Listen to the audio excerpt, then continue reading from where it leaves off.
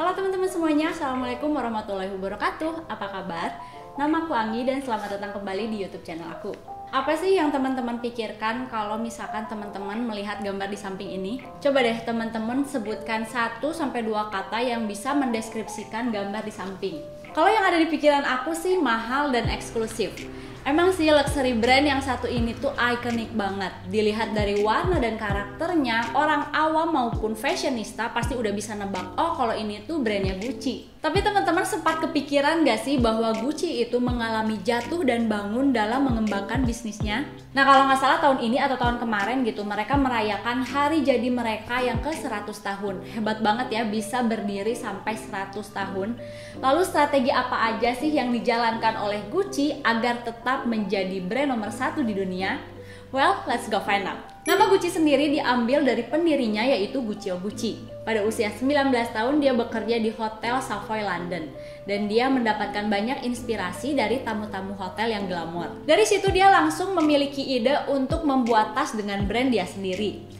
Berbekal dari kemampuan yang diturunkan oleh sang ayah dalam membuat tas dan juga koper, pada tahun 1905 dia memutuskan untuk resign dan pulang kampung ke Florence untuk memulai bisnisnya. Pada awalnya Gucci hanya memproduksi tas untuk kalangan penunggang kuda saja, tapi lama-kelamaan banyak banget orang-orang yang suka sama tasnya juga nih, termasuk kalangan orang biasa, kalangan bangsawan dan juga artis. Gucci juga mencoba untuk memproduksi pakaian dan aksesoris ikat pinggang. Guccio Gucci memiliki istri bernama Aida Cavalli dan dikaruniai 6 orang anak, tetapi yang terlibat di bisnisnya Gucci itu hanya 4 orang. Yang pertama ada Aldo, lalu ada Ugo, Vasco, dan juga Rodolfo. Bisnisnya semakin berkembang dan mereka memutuskan untuk membuka butik lain di kota Florence, di Milan, dan juga Roma. Pada Perang Dunia Kedua terjadi krisis material. Mereka mengganti bahan kulit menjadi bahan kanvas. Mereka juga menambahkan simbol G pada barang-barang yang terbuat dari kanvas dan menambahkan juga pita berwarna merah dan hijau yang ikonik. Guccio Gucci meninggal pada tahun 1953 dan bisnisnya ini digantikan oleh sang anak yaitu Aldo. Dan disinilah drama keluarga dimulai. Perusahaan berjalan dengan lancar sampai tahun 1970, tetapi pada tahun 1980 mulai terjadi perselisihan nih, seperti pembagian warisan, ada kepemilikan saham dan juga pengelolaan bisnis. Aldo membuat koleksi aksesoris versi merakyatnya Gucci. Hal ini ditujukan untuk membatasi ruang gerak Rodolfo di perusahaan. Hal ini justru menambah masalah baru nih, karena banyak terjadi pemalsuan barang-barang Gucci yang otomatis menurunkan citra Gucci di masyarakat. Keadaan seperti ini tidak membuat Aldo dan Rodolfo semakin akur nih, mereka hubungannya malah semakin panas. Apalagi pada saat terjadi masalah di divisi parfum yang kontraproduktif. Pada tahun 1983, Rodolfo meninggal dan digantikan oleh anaknya yaitu Maurizio Gucci untuk bekerja sama dengan Paolo. Paolo ini anaknya Aldo untuk menjalankan perusahaan. Paolo mengajukan item terjangkau yang diberi nama Gucci Plus, tapi ini justru menimbulkan masalah. Katanya Paolo ini juga sampai berantem sama dewan direksinya. Paolo juga tidak segan untuk memecat ayahnya sendiri yaitu Aldo atas penghindaran pajak. Di sisi lain, Maurizio berusaha untuk mengangkat citra dari perusahaan dengan merekrut beberapa orang kreatif seperti Geoffroy Beene, Calvin Klein, dan juga Tom Ford. Tetapi Maurizio ini tidak dianggap membawa keberuntungan bagi perusahaan. Dia mendapatkan tekanan dari mana-mana untuk menjual perusahaannya.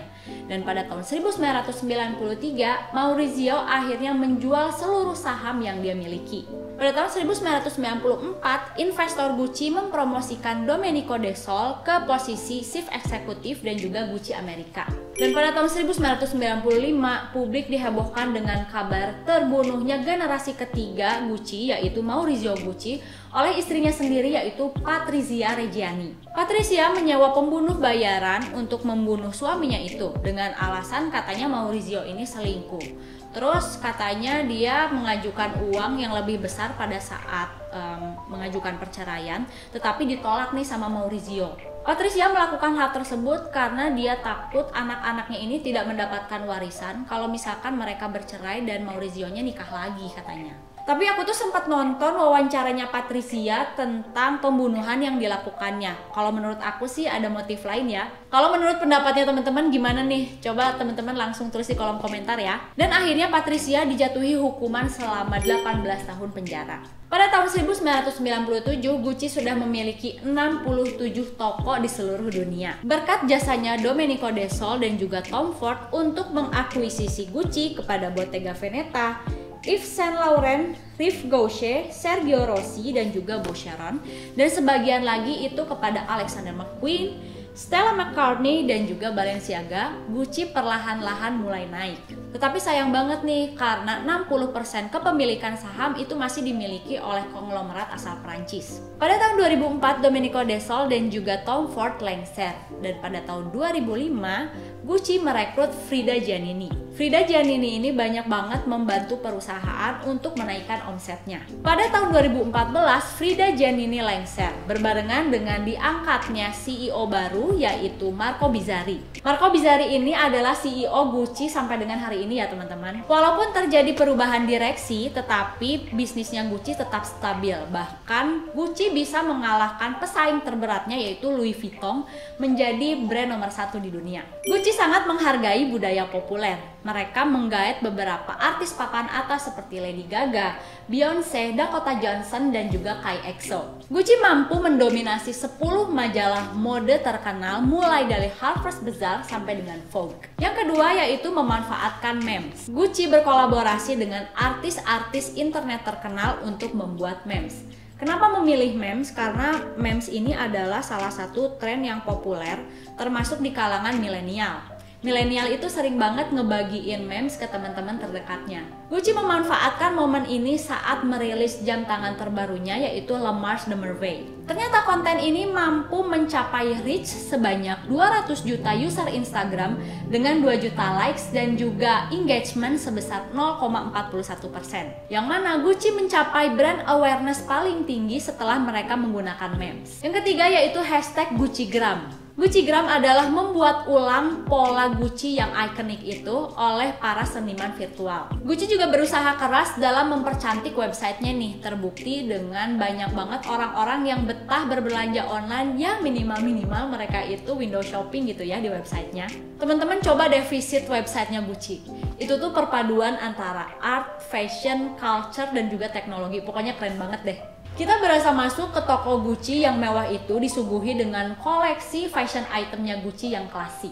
Merilis NFT. Pada tahun 2021 kemarin, Gucci merilis 2 token NFT. Yang pertama yaitu sneakers berupa augmented reality yang dijual seharga 11,9 US dollar atau setara dengan 170 sampai 180 ribu rupiah. Lalu yang kedua adalah NFT berbentuk short clip. Ini adalah sneak peek kolaborasinya dengan Balenciaga. Dan baru-baru ini mereka berkolaborasi dengan Super Plastic. Jadi Super Plastic itu kayak seleb virtual gitu sama toko mainan teman-teman. Dan kolaborasi eksklusifnya mereka diberi nama Super Gucci yang meliputi 3 bagian, yaitu yang pertama adalah NFT, yang kedua patung keramik, dan yang ketiga adalah Gucci Vintage, pilihan dari direktur kreatifnya sendiri yaitu Alessandro Michele. Gucci menempati posisi ke-48 sebagai merek paling berharga di dunia versi majalah Forbes. Pada Mei tahun 2017, perusahaan ini dinilai sebanyak 12,7 miliar US dollar dengan pendapatan sebanyak 4,78 miliar US dollar. Kesuksesan Gucci tidak terlepas dari orang-orang di belakangnya, termasuk CEO-nya sendiri yaitu Marco Bizzarri. Marco Bizzarri juga katanya salut banget sama direktur kreatifnya yaitu Alessandro Michele. Alessandro Michele adalah seseorang yang inovatif dan juga visioner. Alessandro Michele mampu memenuhi keinginan konsumen tanpa mengorbankan idealismenya. Marco Bizzarri menambahkan, katanya kalau misalkan kita mau membuat perubahan dan inovasi, kita harus memiliki ide sendiri dan mengambil keputusan pada saat pasar belum siap pada sebuah perubahan. Jadi Alessandro Michele ini mampu melihat apa yang akan terjadi, bukan yang sedang terjadi. Jadi emang bener ya, kalau menurut aku sih Gucci itu mampu mempekerjakan orang-orang yang berpotensi, orang-orang yang kreatif gitu.